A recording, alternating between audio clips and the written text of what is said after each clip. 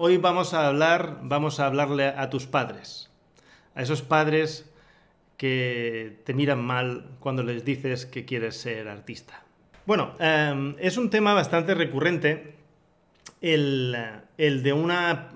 No toda la gente lo vive, no toda la gente lo sufre, el tener una oposición en la propia familia o en la propia casa en la que uno de sus miembros, en este caso pues un hijo, una hija, quiere dedicarse al mundo del arte y los padres pues no lo ven bien. Me gustaría conocer vuestras experiencias, un poco cómo lo habéis vivido vosotros y a partir de ahí pues vamos a ir sacando temas, tenemos unos cuantos capitulitos para yo creo que tratar casi todos los miedos, dudas que pueda haber. Si vosotros que estáis viéndonos al otro lado de la pantalla tenéis alguna pregunta, alguna cuestión, algún comentario, por favor escribidlo, intentaré mirarlo en la medida que pueda. Así que cualquiera de los dos, el que quiera empezar, que arranque. Sara, anímate, que yo me intuyo que lo mío va a ser un poco más complicado de explicar. Vale, venga, pues empiezo yo. Bueno, yo realmente tengo que empezar diciendo que lo mío es vocacional desde que tengo uso de razón. Entonces, creo que mi madre no se sorprendió en absoluto cuando yo dije lo que quería estudiar y lo que quería ser, porque llevaba ya muchísimos años diciendo que yo de mayor dibujo, dibujo o dibujo, no había otra cosa.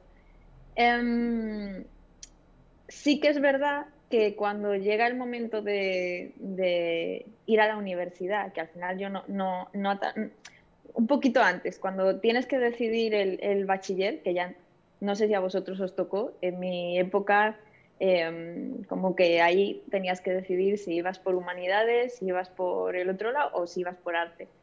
Y sí que ahí mi madre ya empezó a decir como seguro y yo dije, mamá, lo tengo clarísimo. Yo voy por arte sí o sí.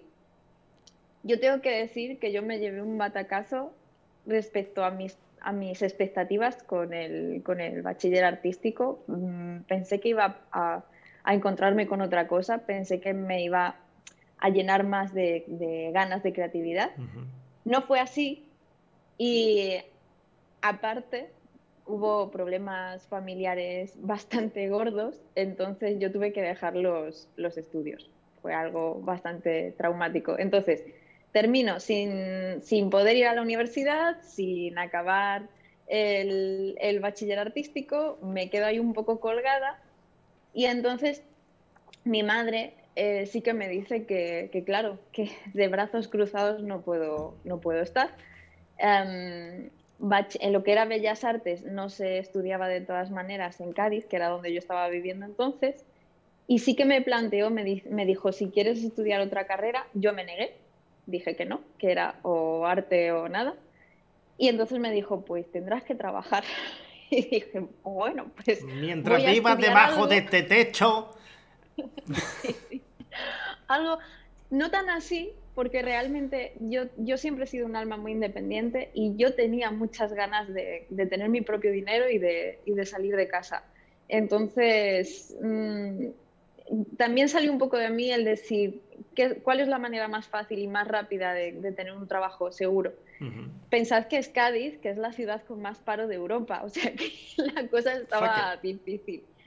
Y tiré por hostelería, porque la escuela de hostelería que entonces funcionaba muy bien en Cádiz daba un 100% de colocados si hacías lo que era el curso. Entonces, no me arrepiento en ¿Pero absoluto, porque me porque dio una... bebíais mucho o porque os daban trabajo seguro? Daban trabajo seguro, además te colocaban en sitios muy buenos y yo ya os digo, no me arrepiento para nada de haber hecho aquellos 2 años, porque era no me acuerdo cómo se llamaba, era un tipo de FPO o algo así, no me acuerdo. Em, Me gustó mucho el paso por allí porque me enseñaron muchísimo de disciplina, sobre todo de disciplina. Digamos que para empezar, para ir cogiendo dinerito, para independizarme, tal. Pero durante todos los años que yo estuve trabajando de camarera, que fueron muchísimos, en hoteles, en restaurantes, yo no dejé de formarme. Yo siempre estaba estudiando, siempre estaba buscando cursos, buscando diferentes cosas. Ya que no había podido ir a la universidad, pues yo intentaba ser autodidacta. Y llega un momento en que además intentaba presentarme a todos los concursos que podía de cómic, yo qué sé, de norma editorial, incluso muchas veces no me iba a los grandes, sino a concursos un poco más pequeños. En fin, yo no dejaba de llamar a la puerta. Y sí que llega un momento en el que la vida me da un revés ahí en ese momento de cuando empezó la gran crisis en España. Y ahí es cuando, como me vi sin nada, sin trabajo, sí que ahí le dije a mi madre, mami, esta vez sí que sí. Lo que pasa es que sí que es cierto que yo ya no vivía bajo su techo, ya estaba independizada desde hacía muchos años y vivía con mi marido. Casi fue más a mi marido al que tuve que decirle, vamos a intentar dibujar. Agárrate que vienen curvas, ¿no? Sí. Y la verdad es que al principio cuesta, pero tampoco tardé demasiado en conseguir tener más o menos un sueldo como para vivir, como para ser medianamente estable. Sí que es cierto que esto es una lotería. Ha habido veces que ha habido un mes por ahí que decías, Dios, no voy a tener ni para ni pa patatas. Pero en general, si trabajas duro, pues bien, hasta hoy. Muy bien. ¿Y tú, Ricardo? ¿Qué nos cuentas? Pues mira, yo en algunas cosas sí me identifico con Sara. Yo he dibujado desde que he podido sostener un lápiz, no he hecho otra cosa que dibujar. Literalmente, no he hecho otra cosa. Yo era el peor estudiante que existía. Lo fui en el colegio. Lo que pasa que en el colegio, bueno, no es tan difícil ir pasando de curso sin problemas. Y lo fui en el instituto. Nunca, ninguna de las dos cosas me interesó en absoluto. Pero yo no tenía muy claro que quisiera vivir de dibujar. De hecho, yo creo que hasta los 16 años o 17 no lo tenía muy claro. Yo dibujaba porque me gustaba, pero creo que no llegaba a asociar que en algún momento tienes que vivir de algo. Yeah. O sea, no tenía muy claro. Yo Y estaba bueno, en mi rolla, mis dibujos que y tal. tampoco encuentro que no hay mucha cultura, sobre todo en España, no sé si en los países hispanohablantes también pasa esto, que nadie te cuenta que puedes llegar a trabajar dibujando. Entonces, como que es una Sí. leyenda. O sea, igual conocíamos, al menos yo hablo por mi experiencia, a Carlos Pacheco y a pocos artistas más. O sea, desde la época de oro del arte español, como que no había artistas españoles que dijeses, ah, mira, vive del dibujo. Sí, yo realmente ni españoles ni extranjeros, porque yo recuerdo que yo leía muchos cómics, Marvel y tal, pero no asociaba la idea de leerlos y de disfrutarlos con que había alguien detrás Claro, haciéndolo, ¿no? haciéndolos. Para mí era una cosa que aparecía en el kiosco y ya está. Pero es verdad que dibujaba mucho y de hecho he dedicado muchas horas siempre a dibujar.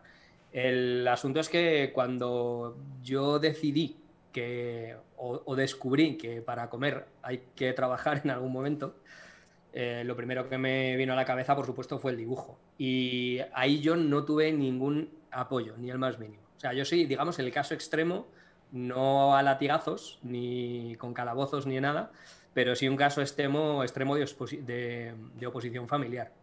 De hecho, yo he estado... A mí mis padres nunca, mis padres, tíos, hermano, primos, etcétera, nunca han dejado de decirme que me busque un trabajo de verdad y que me olvide de esas tonterías hasta que no tenía una edad en la que ya me dejaron por imposible. O sea, quiero decir, eso hasta los veintitantos lo tienes que aguantar y a partir de los 30 y pico, no porque no les gustaría decírtelo, sino ya por aburrimiento, ya no te dicen eso, pero si pudieran me lo seguirían diciendo hoy que afortunadamente me va muy bien con el tema del dibujo. Entonces, se mezcla un poco pues varios factores. Primero, yo creo que no es solo el temor, que creo que es el más, digamos, más presente que tienen los padres, que es la falta de oportunidades, sino el rechazo a una profesión que realmente en España está mal vista, o estaba mal vista por lo menos. Entonces yo me he encontrado con eso, me encontré con una oposición bestial, yo tuve que hacer las cosas prácticamente a escondidas. De hecho, cuando yo dibujaba como hobby, estaba muy bien y todo el mundo estaba muy orgulloso, pero cuando dije que me quería dedicar a dibujar, prácticamente tuve que empezar a dibujar a escondidas, porque ya estaba un poco perseguido, ¿no? Y estudia y tal. Pero bueno, la verdad es que yo sí lo tenía muy claro, que para otro trabajo no iba a servir para nada, ¿no? Entonces yo no me veía en una oficina, no me veía trabajando de albañil, aunque luego tuve que trabajar de albañil, ni de camarero, aunque luego tuve que trabajar de camarero. O sea, yo he estado compartiendo la afición por el dibujo con todos los trabajos del mundo. Entonces, creo que ahora ya no ocurre tanto, no creo que haya tanta oposición, se conoce un poco más el mundillo, hay más oportunidades y digamos que el ser artista ha perdido un poco esa fama de bohemio malvividor que se muere de tuberculosis, ¿no? Yeah. Pero a mí se me tocó una época en la que era bastante difícil y además estaba empezando a surgir mucho la titulitis, ¿no? Y de hecho se empezó a acuñar el término titulitis porque había una obsesión con las carreras universitarias. Parece que hubo un periodo ahí en el que empezaban a ser bastante más accesibles y todo el mundo quería estudiar.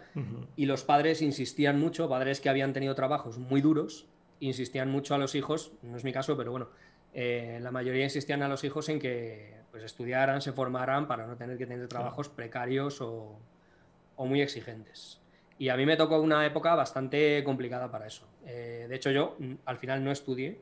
O sea, yo me formé por mi cuenta y yo recuerdo que a los 19 años dije, me planto hasta aquí y no me voy a dedicar a nada que no sea dibujar.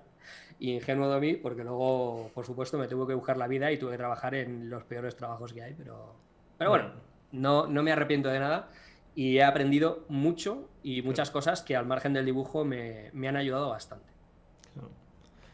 Muy bien, muy bien. Yo, a mí me viene un poco, fijaos en estas historias, y esto va para los que estáis al otro lado de la cámara, fijaos como en estas dos historias la persistencia es una clave. El sobrevivir hasta conseguir lo que uno desea es otra. El que no se te caigan los anillos para trabajar de lo que sea hasta que llegue tu momento, también es una cosa que se repite.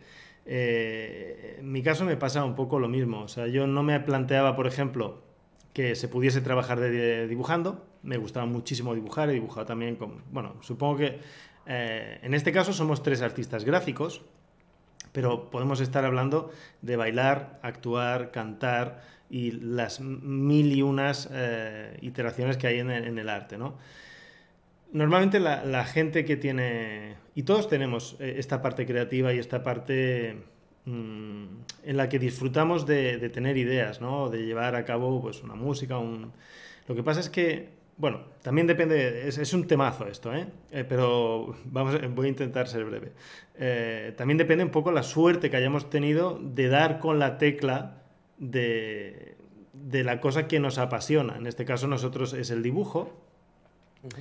Pero bueno, también dibujando toda la vida, hasta estudiando bachillerato de ciencias porque yo quería ser fisioterapeuta, porque era la única cosa que había visto que pensé que molaba. Decía, pues mira, es masajes así y tal, y fui a un fisio en un momento dado que tenía un esguince en el tobillo, me cayó bien el hombre y vi que eso parecía que molaba, ayudabas y tal, y dije, pues estudiaré esto que es modernillo. En ese momento lo era.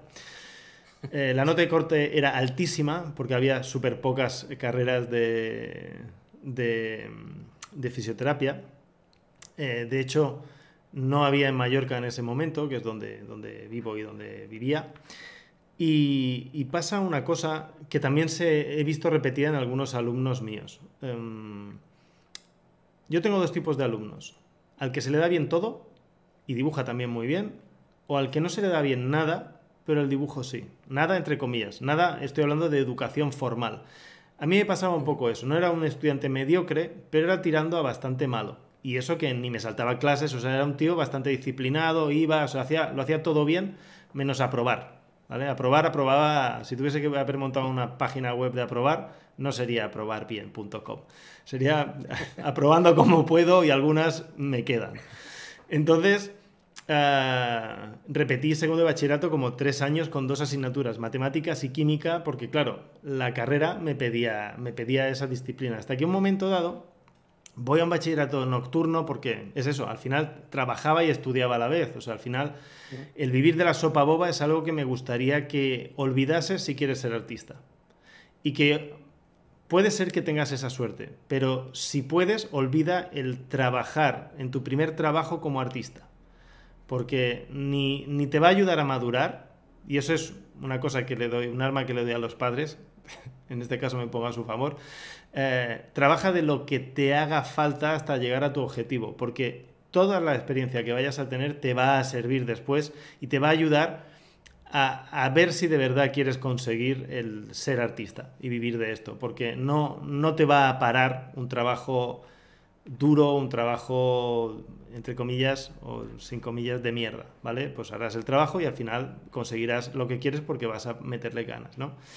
Entonces, en un momento dado, un profesor de mates ve unos dibujos y me dice, oye, ¿y te has planteado dedicarte a esto? Y yo, no, se puede. Dice, bueno, aquí hay un centro que hacen una FP de ilustración y no sé qué tal. Bueno, pues dejé la idea de dedicarme a la fisioterapia y lo que había sido siempre una persona, un estudiante tirando a malo, de repente, pues las notas, que también es un reflejo de lo que te gusta hacer esa actividad, pues se vieron, claro, se vieron potenciadas, trabajando a la vez que estudiaba. O sea, yo hacía un horario, fíjate, hacía un horario, iba con mi padre a la obra, mi padre ha trabajado toda la vida de yesero, entonces iba a la obra, a las 8 estábamos ahí, frío, haga calor, a la 1:30 yo plegaba, iba al gimnasio, media hora, comía y a las 3 arrancaba ilustración. A veces yo llegaba tarde hasta las 10, de 3 a 10, de 3 a 9:30. Entonces, así casi toda la carrera. Entonces, vuelvo otra vez a lo mismo. Si piensas que ser artista va a ser estudiar, pues lo que comentaba Sara, ir al bachillerato de ciencia, de artístico, hacer unas bellas artes y jijajajuju, eso yo diría que te quites eso de la cabeza, ¿vale? Es un poco igual pesimista, pero vamos a ser realistas. O sea, vamos a hablar de cosas reales. Casi no conozco a nadie que se dedique profesionalmente a esto y le vaya bien, que no haya tenido que trabajar duro, ¿no? Vosotros, aparte de vuestro propio ejemplo, supongo que conoceréis a otros casos en los que llegar a ser artista les ha costado un precio, ¿no? Sí, yo de hecho estaba intentando hacer memoria de cuántos artistas conozco que hayan salido así, ¿no? Esa historia de, no, subí unos dibujos a Instagram y me descubrí una empresa y ahora estoy maravillosamente, no recuerdo ninguno. Sé que hay, porque yo ya he contado en los vídeos, en los podcasts que hacemos, que he trabajado como modelo de Bellas Artes muchos años, entonces yo he conocido a miles, de hecho decenas de miles literalmente de alumnos, ¿no? Han sido muchos años, 26 años, estuve trabajando como modelo. Y es verdad que alguno, antes de acabar los cursos, la carrera y tal, tenía un poquito de suerte, le pillaban en una editorial, algún encargo, empezaban a hacer cosas, a hacer cositas y salían ya, digamos, más o menos colocados en el mundillo. Pero, bueno, es ahorrarse un poquito del esfuerzo del principio, ¿no? No recuerdo a nadie que de repente haya salido de una escuela, haya dicho, venga, voy a buscar trabajo y le haya salido así mágicamente. De hecho, una de las cosas que creo que además comentamos hace unos cuantos podcasts, lo que hablábamos es que lo malo del trabajo de dibujante o de ilustrador es que no es como ser ingeniero. Tú cuando encuentras trabajo de ingeniero te contratan y empiezas a trabajar de ingeniero todos los días. Ajá.